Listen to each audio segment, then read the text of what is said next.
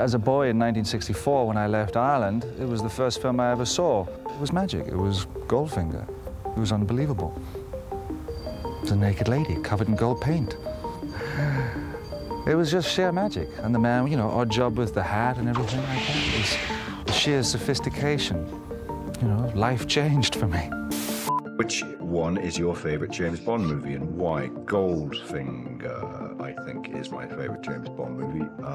I love Dr. No, but it was sort of where Sean Connery became the James Bond that we know and love. What is there to say about Goldfinger that hasn't already been said? It is, quite simply, the movie that made James Bond what it is today and redefined spy movies forever. I mean, this is the movie that gave us Desmond Llewellyn's Q and the Aston Martin DB5, complete with an array of iconic gadgets. It gave us the sensational title song by Shirley Bassey and the accompanying score by John Barry. It gave us the beautiful sequence of Bond and Tilly chasing Goldfinger through the Swiss Alps. It gave us Kid Adams' massively ambitious sets, one of which housed probably the best interrogation scene not just in Bond but in all of cinema. It also gave us one of the most interesting Bond girls of them all, along with the most famous henchman of the series, and of course one of the all-time great Bond villains. No, Mr. Bond, I expect you to die.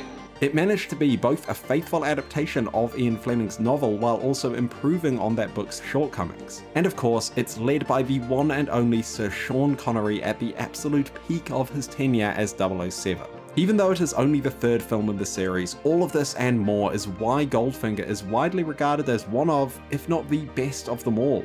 Almost every scene has some sort of iconic moment, and it is undoubtedly the James Bond movie that had the biggest impact on cinema and popular culture. It redefined action movies, launched a wave of spy movies akin to the deluge of superhero movies we got in the 2000s, and went on to be parodied by everyone from The Simpsons to the Beatles. That's as bad as listening to the Beatles without earmuffs. So much of what people think of when they think of James Bond comes back to this movie, and to this day it remains the standard against which all other Bond films are judged.